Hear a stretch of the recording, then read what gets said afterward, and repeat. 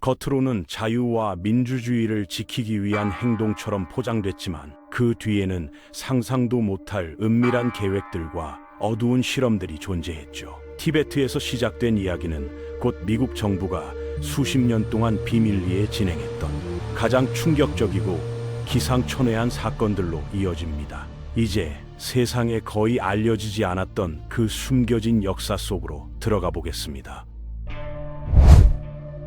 달라이 라마가 냉전 시절 CIA와 협력했다는 사실을 아시나요? 중국 공산당이 티베트에 대한 영향력을 확대하자 미국이 우려하기 시작했어요. 그래서 CIA 티베트 프로그램을 만들었습니다. 흩어져 있던 티베트 저항 단체들을 훈련시키고 지원해서 결국 2,000명 규모의 준군사 조직을 만들었어요. 중국의 눈에 띄지 않게 몰래 무기도 지원하고 중국 통치 하의 티베트 인권 침해를 알리는 선전 활동도 펼쳤습니다. 연간 170만 달러가 투입된 이 계획에서 달라이 라마는 1950년대 후반부터 1970년대 중반까지 매년 18만 달러를 받았습니다. 그의 형제 갈로 톤둡도 CIA의 핵심 협력자로 활동했죠. 평화주의자로 알려진 달라이 라마의 또 다른 면이었던 셈이에요.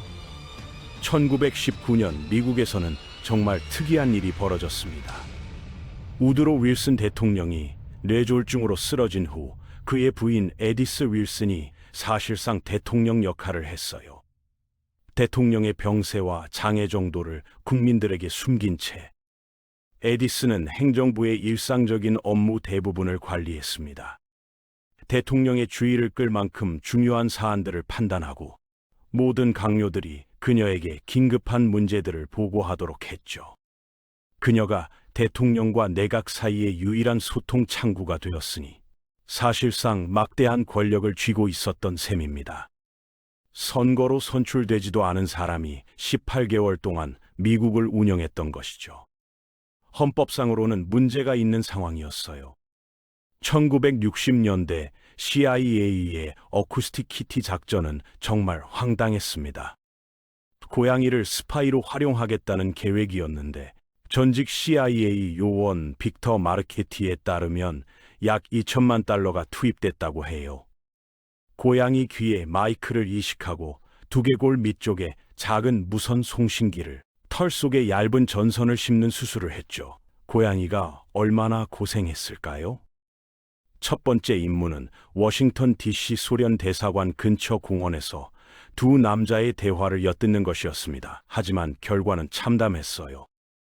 고양이가 근처에서 풀려나자마자 택시에 치여 죽었다고 하네요.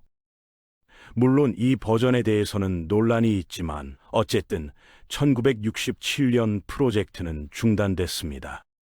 동물을 이용한 첩보 활동의 한계를 보여주는 사례였죠. 2천만 달러가 그냥 날아간 셈이었어요. 미 공군이 1994년 검토했던 개입폭탄 아이디어도 정말 기상천외했습니다. 적군 병사들이 서로에게 성적으로 끌리게 만드는 비살상 화학 무기를 개발하겠다는 거였어요. 성적 페로몬을 살포해서 상호 끌림을 유발하고 대규모 혼란과 공황을 야기하겠다는 계획이었습니다. 정말 말도 안 되는 발상이었죠. 이와 함께 구취와 과도한 땀 냄새를 조작해 적이 쉽게 감지할 수 있는 냄새를 풍기게 하는 무기도 논의됐다고 합니다. 물론 이런 무기가 실제로 사용되었다는 증거는 없습니다. 하지만 진지하게 검토했다는 것만으로도 충격적이에요.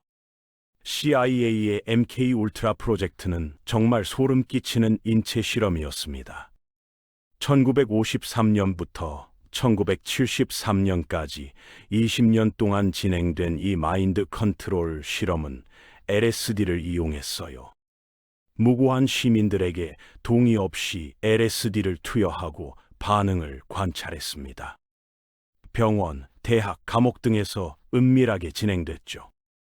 캐나다 몬트리올의 앨런 메모리얼 병원에서는 환자들에게 고농도 LSD를 투여한 후 몇 달간 혼수 상태로 만들기도 했습니다. 일부 환자들은 기억을 완전히 잃었고 걷는 법이나 말하는 법까지 다시 배워야 했어요. 한 명의 인간으로서 존재 자체가 파괴된 것이죠. 1970년대 들어서야 이 끔찍한 실험들이 세상에 알려지기 시작했습니다. 하지만 많은 증거들이 이미 파기된 후였어요. FBI의 코인텔프로 작전은 1956년부터 1971년까지 진행된 국내 정치 감시 프로그램이었습니다. 시민권 운동가들을 타겟으로 했어요. 마틴 루터 킹 목사부터 시작해서 반전 운동가, 페미니스트, 심지어 존 레논까지 감시 대상이었습니다. 헌법에 보장된 자유를 무시한 것이죠. FBI는 가짜 편지를 만들어 단체들 사이에 분열을 조장하고 허위 정보를 언론에 유출해 평판을 훼손시켰습니다. 심지어 불법 침입, 도청, 협박까지 동원했어요. 민주주의의 기본 원칙을 완전히 무시한 행동들이었죠. 1971년 한 시민단체가 FBI 사무소에 침입해 관련 문서들을 훔쳐 언론에 공개하면서 이 모든 것이 세상에 알려졌습니다. 1932년부터 1972년까지 40년간 진행된 투스키기 매독 실험은 의료 윤리의 최악 사례 중 하나입니다. 알라바마주의 가난한 흑인 남성들이 피해자였어요. 399명의 매독 환자와 201명의 건강한 대조군을 대상으로 한 이 실험에서 환자들은 자신이 매독에 걸렸다는 사실조차 몰랐습니다. 연구진은 그들에게 나쁜 피를 치료해 준다고 거짓말했죠. 1940년대 페니실린이 매독 치료제로 확인된 후에도 치료를 제공하지 않았어요. 환자들이 매독으로 죽어가는 과정을 관찰하기 위해서였습니다. 그들의 아내와 자녀들까지 감염되는 것도 막지 않았어요. 이 끔찍한 실험은 1972년 언론에 공개된 후에야 중단됐습니다. 40년간 수백 명이 불필요하게 고통받고 죽어간 것이죠. 1944년부터 1974년까지 미국에서는 방사능이 인체에 미치는 영향을 알아보기 위한 비밀 실험들이 진행됐습니다. 주로 병원 환자들이 대상이었어요. 매사추세츠의 한 정신장애인 학교에서는 아이들에게 방사성 물질이 든 시리얼을 먹였습니다. 과학 클럽에 참여하면 특별한 아침 식사를 준다고 속였죠. 테네시주에서는 임신한 여성들에게 방사성 철분 보충제를 제공하면서 태아에게 미치는 영향을 관찰했습니다. 워싱턴주의 한 교도소에서는 죄수들의 고환에 방사선을 조사해 정자 생산에 미치는 영향을 연구했어요. 동의를 받기는 했지만 위험성은 제대로 설명하지 않았죠. 이런 실험들은 냉전 시대의 핵무기 개발과 관련된 데이터를 얻기 위한 것이었습니다. 인간의 존엄성은 완전히 무시된 채로요. 2차 대전이 끝난 후 미국은 오퍼레이션 페이퍼클립이라는 비밀 작전을 통해 나치 과학자들을 대거 영입했습니다. 전범들을 숨겨준 것이죠. 가장 유명한 인물이 로켓 기술자 베르너 폰 브라운입니다.